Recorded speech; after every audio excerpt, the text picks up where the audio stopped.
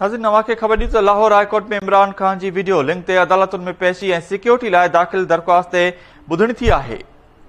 अदालत इमरान ख़ान जी दरख़्वास्त ते रजिस्ट्रार जा लॻल एतिराज़ ख़तम करे छॾिया आहिनि। इमरान ख़ान खे सिक्योरिटी जे हवाले सां ख़तरा आहिनि, हू पेश नथो थी सघे, खेसि वीडियो लिंक ज़रिए इजाज़त ॾिनी वञे, अदालत चयो आहे।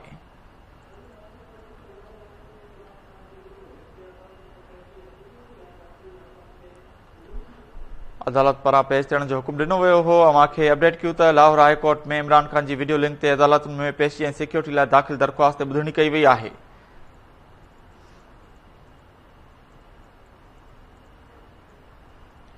अदालत इमरान ख़ान जी दरख़्वास्त ते रजिस्ट्रार जा लॻल एतिराज़ ख़तम करे छॾिया। इमरान ख़ान खे सिक्योरिटी जे हवाले सां ख़तरा आहिनि, हू पेश नथो थी सघे, खेसि वीडियो लिंक ज़रिए इजाज़त ॾिनी वञे।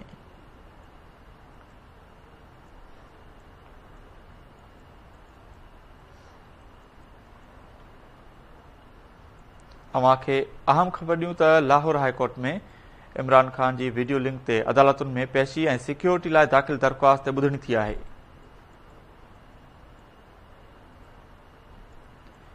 अदालत इमरान ख़ान जी दरख़्वास्त ते रजिस्ट्रार जा लॻल एतिराज़ ख़तम करे छॾिया आहिनि। अव्हांखे ॿुधो त वकील ॼाणायो त इमरान ख़ान खे सिक्योरिटी जे हवाले सां ख़तरा आहिनि, हू पेश नथो थी सघे, खेसि वीडियो लिंक ज़रिए इजाज़त ॾिनी वञे।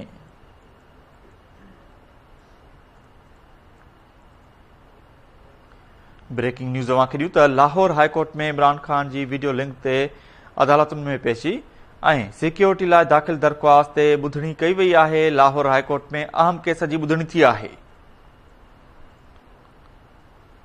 अदालत इमरान ख़ान जी दरख़्वास्त ते रजिस्ट्रार जा लॻल एतिराज़ ख़तम करे छॾिया आहिनि।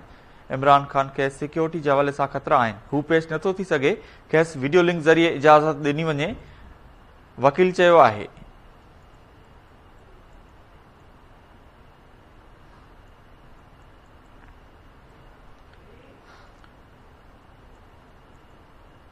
अव्हांखे ब्रेकिंग न्यूज़ ॾियूं त लाहौर हाई कोर्ट में इमरान ख़ान जी वीडियो लिंक ते अदालतुनि में पेशी ऐं सिक्योरिटी लाइ दाख़िल दरख़्वास्त ते ॿुधणी कई वई आहे।